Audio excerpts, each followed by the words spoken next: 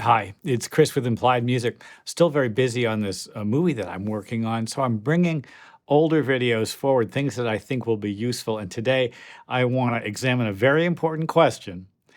What's the Christmas chord? Let's take a look at it. It's Chris with Implied Music, jingling all the way. It's December. And for me, December has a lot of associations. I grew up in central Maine in the 70s, and Christmas was a huge thing. And now where I live, it's a much more diverse community with a variety of sort of religious and cultural backgrounds. But Christmas music, for me as a child, was a portal to a kind of a new world, a different world. The classical music, like, Handel's Messiah, all the carols that were associated with church, and then the really fun secular Christmas tunes. Now, they all have a place in a musician's repertoire. And I want to talk today about how the Christmas music that I learned, when I was a young person really helped me understand theory. And I guess also that big question, just what is the Christmas chord?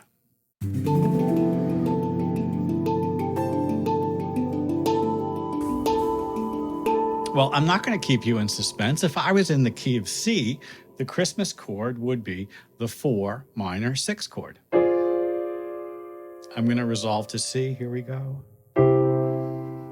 Well, there's a number of reasons for that. And I think mostly they have to do with, habit, stuff that we've heard a bunch of times. Now, you probably know that the Christmas carols that we sing, like Silent Night, written by a minister, right? And those kinds of things, they are all in direct relationship to essentially Christian hymns, Christian hymnals.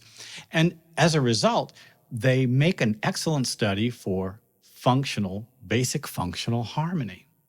Basic functional harmony underpins the songwriting of the 30s and 40s as well. And I think that's actually where I want to start. And the song that I'd like to start with is Irving Berlin's White Christmas. And it's not lost on me that Irving Berlin was a great Jewish songwriter, but he's written one of the great Christmas songs. And in the key of C, because it's easier to visualize,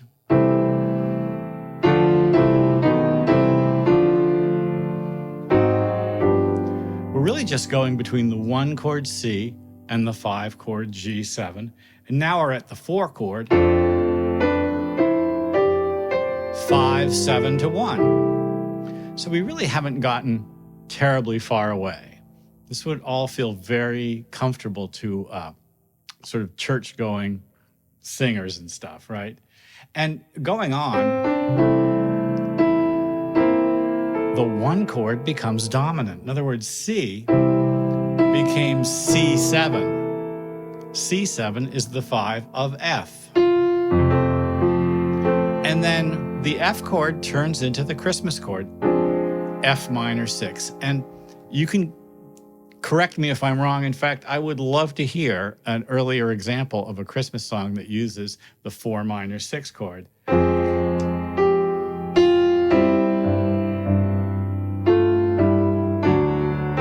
This D7 is a secondary dominant. It's the 5 of G7. And of course, the 5 of G7 leads us to G7, and G7 is the 5 of C, and we're back again to the beginning.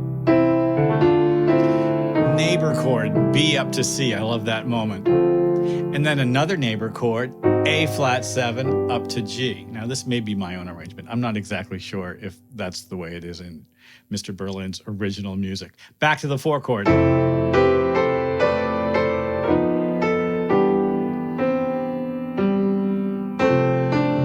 Here's that C dominant. And there's the 4 chord F, and then the 4 minor 6 chord. I just love that. G diminished, so beautiful, which acts like a A7 chord. G diminished has the tritone from A7 in it.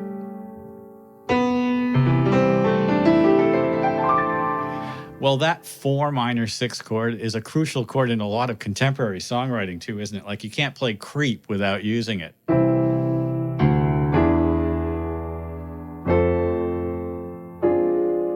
But I'm a creep. I'm a loser.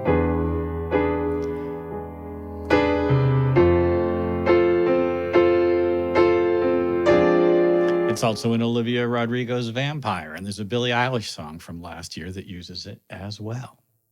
And, you know, for the first time in many years, Mariah Carey has been dethroned as the queen of the top 10 in Christmas music, but All I Want for Christmas Is You for the longest time was the big thing. So let's do that in G, and the melody just goes right up the G chord. I don't want a lot for Christmas, right?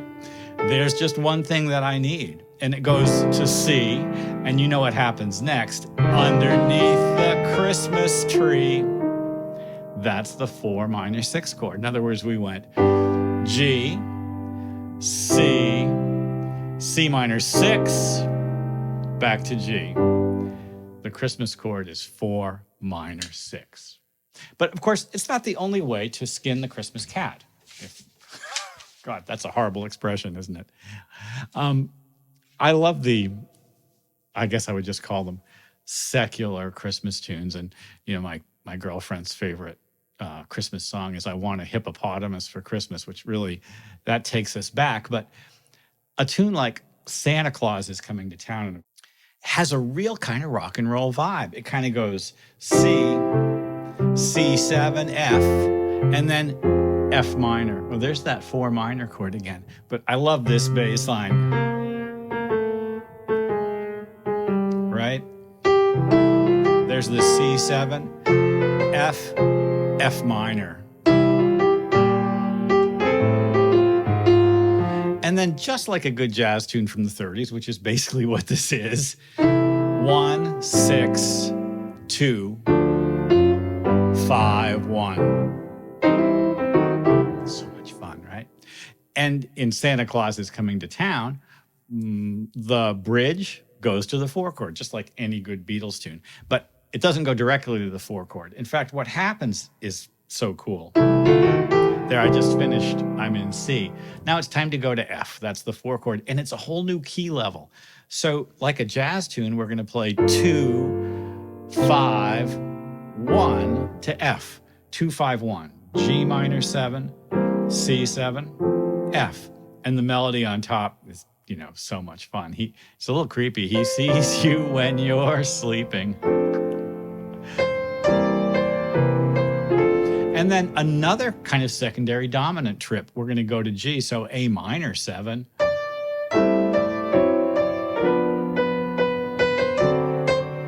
That's a D7, a secondary dominant to G. And we're back to C. C7, F, F minor. I love that F minor.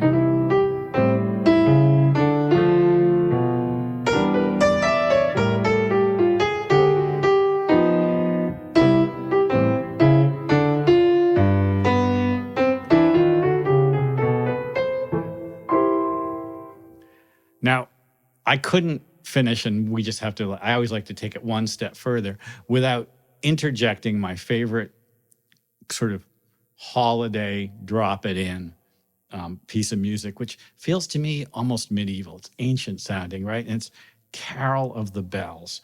And Carol of the Bells is especially cool because it uses what we call the Andalusian bass. That's 1, flat 7, flat 6, 5, and it's kind of the Hit the Road Jack bass line, isn't it? Very bluesy.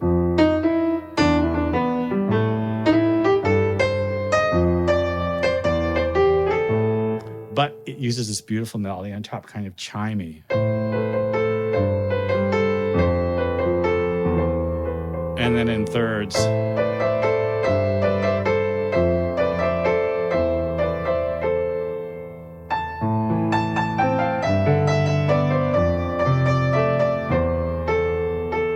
And then I love this 5 chord.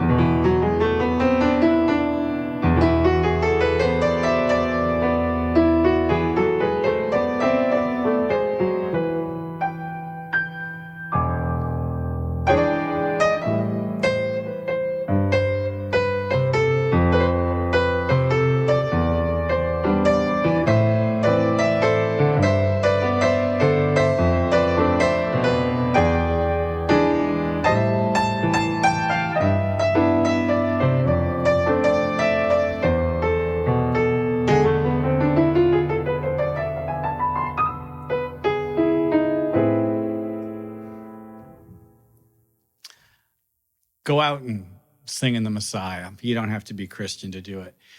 Christmas music is part of the culture that I grew up in. And so it's part of my musical education. And I love to just kind of talk about it. It's by no means the be all and end all of things. And yet, baked into that, like, really kind of like phenomenon is so much music theory, right? And especially with the young people, the songs that you hear when you're really young, they tend to kind of go down deep and they stay there, don't they? So I think that's what's going on with me. And it's a powerful place for me. Well, I hope this has been useful. Like and subscribe and ding the bell. You'll be notified when I do my videos. And I'll see you next time.